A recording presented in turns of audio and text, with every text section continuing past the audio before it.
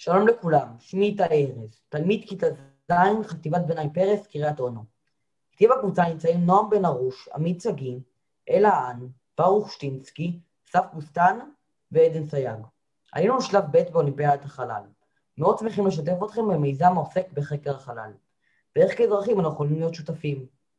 מתוך מחשבה על עתיד קיומנו מכדור הארץ, הקים בשנת 2002 אילן מאסק את חברת ספייסקס. הוא החל לחשוב על דרכים יצירתיות להתיישבות במאדים. מה שאנו קוראים לו הרצה, כלומר, לייחס למאדים תנאי חיים כפי שאנו מכירים בכדור הארץ. לאחר מספר שנים, גם נאס"א החליטה שהיא מצטרפת למבצע זה. המבצע אמור להתחיל בשנת 2022, בו ישלחו 2 חלליות עם ציוד למאדים. בשנת 2024 ישלחו עוד 2 חלליות עם ציוד ו2 חלליות עם אנשים, שיגיעו להקים בסיס לקהילה עתידית. ממש קרוב, יותר ממה שאתם חושבים. במידה ולא הצליחו לעשות זאת ב-2024, ינסו שוב ב-2026, כיוון שכל שנתיים קרובים כדור הארץ ומאדים במסלולם אחד לשני. המטרה שלו היא לשלוח עד שנת 2050 כמיליון איש. הכלי הראשון הוא טלסקופ, ועד היום משגרים אותם אל מעבר למערכת השמש. האחרון שסיים את חייו בשנה האחרונה היא טלסקופ האבל. טלסקופ האבל נשלח לחלל ב-1990, הוא טלסקופ אשר מחזיר אור. היתרון של האבל הוא בשימוש מראות, דבר העדיף כיוון שאין עיבוד צבעים. רובוטים, דרך נוספת היא בעזרת רובוטים. יש מגוון סוגים של רובוטים, שאותם שולחים לכוכבי לכת. למשל יש רופרים, שאנחנו שולחים אותם לחקור את הרכב המינרלים של הקרקע, לבדוק האם יש מים על כוכב הלכת ועוד. תחנות חלל. על תחנות חלל אנו מבצעים ניסויים להבין איך חומרים מסוימים מגיבים בתנאים של אי כבידה. לוויינים. קיימים סוגים שונים של לוויינים. הלוויינים נבדלים בגובה שלהם ובסוג ההקפה סביב כדור הארץ. קיימים 3 מסלולים. המסלול הראשון הוא מסלול LEO, שהוא בין גובה של 300 קילומטר ל-600 קילומטר. המסלול השני הוא מסלול MEO, בגובה של 2,000 קילומטר עד 20,000 קילומטר. המסלול גיאוסינכרוני הוא בגובה של 36,000 קילומטר. לווייני תקשורת. לווייני התקשורת נמצאים במסלול גיאוסינכרוני בגובה של 36,000 קילומטר, ונותנים שירות קבוע כתחנת ממסר לקליטה ושידור של אותות ונתונים, כגון שיחות טלפון בינלאומיות ושידורי טלוויזיה. מסלול בגובה 36,000 קילומטר. מהירות סיבוב הלוויין סביב כדור הארץ שווה למהירות סיבוב כדור הארץ. מיקום הלוויין ביחס לכדור הארץ קבוע. לווייני תקשורת. לוויין תקשורת הוא לוויין הנמצא לרוב במסלול גבוה, GEO, ילמד בהמשך, וכפי שמעיד שמו, משמש לתקשורת. לוויין תקשורת, אשר ממוקם במסלול GEO, משלים סיבוב סביב כדור הארץ פעם ב-24 שעות, בדיוק כפי שכדור הארץ משלים סיבוב סביב עצמו. מתוך כך נובע שלוויין תקשורת תמיד יימצא מעל אותה נקודה בכדור הארץ. לווייני תצפית. לווייני התצפית נמצאים במסלולים נמוכים בין 350 קילומטר ל-1,000 קילומטר. מסלול זה נקרא LEO, Low Earth Orbit. כמו כן, לווייני המחקר, תחנת חלל, הבינלאומית ולווייני תצפית אסטרונומיים נמצאים במסלולים אלה. מסלולי ה-LEO מאפיין גובהם הנמוך יחסית של 350 ל-1,000 קילומטר. אורכה של הקפה של לווייני LEO הוא כ-90 דקות. לווייני תצפית. קיימים 2 סוגים של לווייני תצפית. הסוג הראשון הוא תצפית אקטיבי. לוויין מקם, כלומר, הלוויין משדר וקולט גלים אלקטרומגנטיים על מנת ליצור מידע ייצוגי. הסוג השני הוא תצפית פסיבי. לוויין אלקטרואופטי, כלומר, הלוויין קולט את גלי האור הטבעיים החוזרים אליו מאובייקטים שונים בקרקע. כך נוצרת הדמעה, כמו בכל מצלמה דיגיטלית רגילה. כאן אפשר לראות תצפית אקטיבית ותצפית פסיבית. תצפית אקטיבית פועלת בעיקר גם ביום וגם בלילה, ותצפית פסיבית רק ביום. לווייני מחקר. דוכיפת 2, חקר הפלזמה באטמוספירה, ספייס פרמה, חקר השפעה מיקרוגרביטציה לייצור תרופות, חקר כדור הארץ פלוס חקר השמש.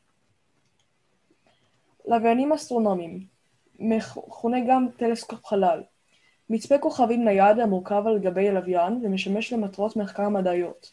יש יתרון בהצבת טלסקופ על לוויין הנמצא מחוץ לכדור הארץ, בכך שהלוויין נמצא מחוץ לשכבות אטמוספירה, אשר מפריעות לצילומי החלל העדינים. טלסקופ החלל המפורסם ביותר עליו ודאי שמעתם הוא האבל.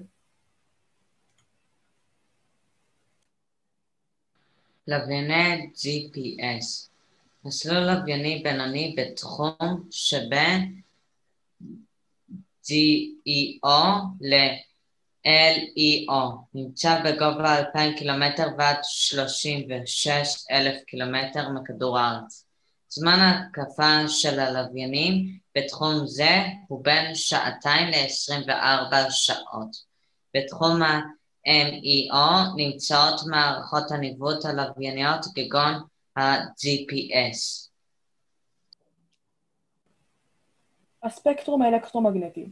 שיטת החקר הנפוצה ביותר היא בעזרת הספקטרום האלקטרומגנטי. הספקטרום האלקטרומגנטי הוא אוסף של גלים אלקטרומגנטיים בכל התדרים האפשריים. למשל, הטלפון שלנו משדר גלי מיקרו. הספקטרום מכיל מידע פיזיקלי, ולכל מינרל בטבע יש חתימה ספקטרלית משלו. דוגמה, לשימוש בחתימות אלו אפשר למצוא ברוברים ספיריט, שהותקנו עם ספקטרומטר על מנת לזהות מינרלים ברזלים.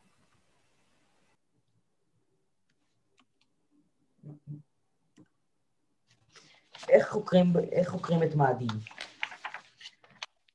כפי שראינו שאנו חוקרים את מאדים עם מגוון כלים, אבל אנחנו בעיקר חוקרים את מאדים עם לוויינים ורובוטים. אחד הלוויינים שאסף יותר מידע על הכוכב האדום הוא לוויין MRO. הלוויין MRO נשלח למאדים בשנת 2006, במטרה להעביר מידע על אקלים מאדים, בעיקר את שינוי האטמוספרי של מאדים, ולחפש מידע. את המידע המבצעי העבירו לכדור הארץ. הלוויין מצויד עם הרבה מצלמות, רדאר וחיישנים. MRO מקיף את מאדים. זו הפעם הראשונה שלוויין מקיף בגובה כל כך נמוך את כוכב הלכת. עוד מכשיר שעזר לנו להבין יותר טוב את מאדים הוא רובר קיוריוסיטי.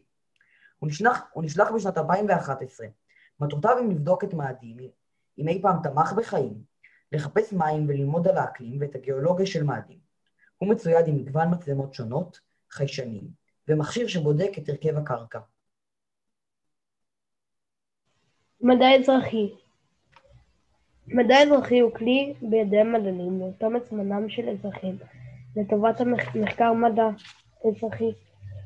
מדע אזרחי הוא שיתוף פעולה בין אזרחים למדענים הנוגע בשלבים שונים של המחקר, כגון איסוף נתונים, עיבוד ממצאים וניתוחם ועוד.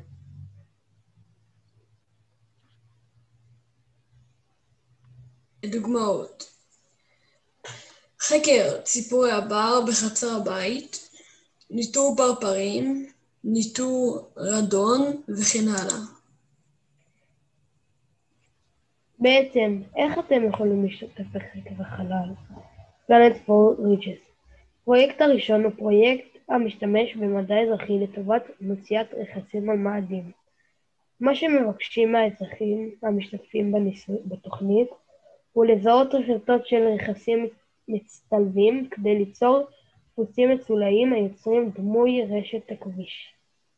הם מוצאים רכסים בפני השטח של מאדים בעזרת תמונות לוויין. הסדקים נוצרים ממגוון סיבות, לדוגמה, המינרלים המופקדים במי התהום הזורמים דרך השברים, אנרגיה מפגיעת מטאוריט שוברת צלעים לשברים ודוחפת אותם דרך צלעים שמסביב. לפניכם כמה תמונות. לפני זה, איך להירשם. אתם צריכים ללחוץ על הכפתור שמסומן בעיגול, ואז יהיה לכם דף שפה אתם צריכים לרשום את כל מה שמבקשים ולשלוח. ועכשיו כמה תמונות. יש תמונה ואתם צריכים לזהות לחשוב מה נכון. אנחנו סימנו שזה מכתשים, אבל יש הראשון זה רשת עכביש, האפשרות הראשונה, השנייה זה רשתות עכביש קטנות, השלישית זה גבינות שוויצריות, והרביעית זה מכתשים.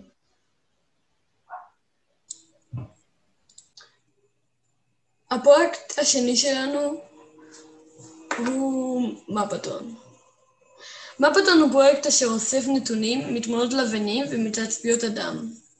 המטרה של מפתון היא מיפוי שימושים של קרקע, כמו חקלאות, בנייה, אזורי מדבר, יערות.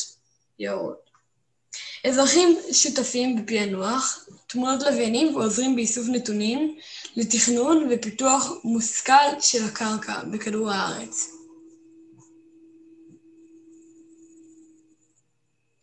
כאן אתם יכולים להירשם, אתם כותבים Mapland Trends בגוגל, מכניס אתכם לאתר הזה, אתם בוחרים אחד מהנושאים, ואז הם מביאו אתכם לדף הזה שאתם צריכים לבחור באיזה דרך אתם רוצים להיכנס, דרך פייסבוק, דרך גוגל, או דרך GeoWiki. עכשיו יש מספר תמונות שתצטרכו לפענח. אחד הראשון זה מפעלים, השני זה אזור מגורים, השני זה משהו אחר, והשלישי זה לדלג.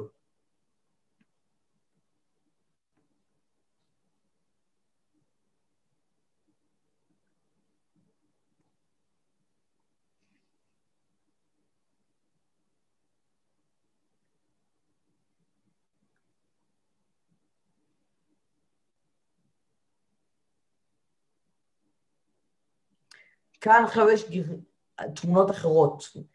בראשון זה צמחים שהם תמידיים כמו עצים, בשני זה צמחים שהם כמו חיטה, שאתה כל שנה שם אותם מחדש, השלישי זה משהו אחר, והרביעי זה לדלג.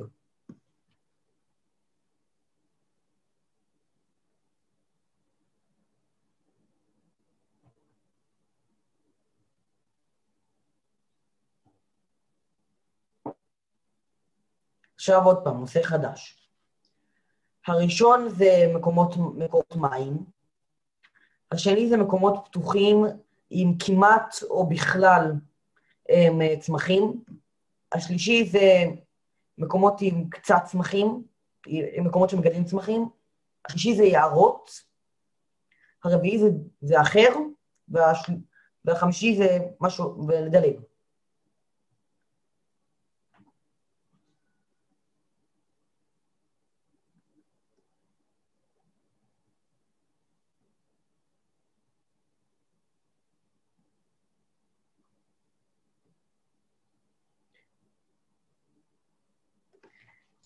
הסוף, מקווים שנהנתם. אז בואו תצטרפו אלינו לחקור את החלל. היום ב19:00 בערב נשלח לכם קישור למשחק. מקווים לראות אתכם שם.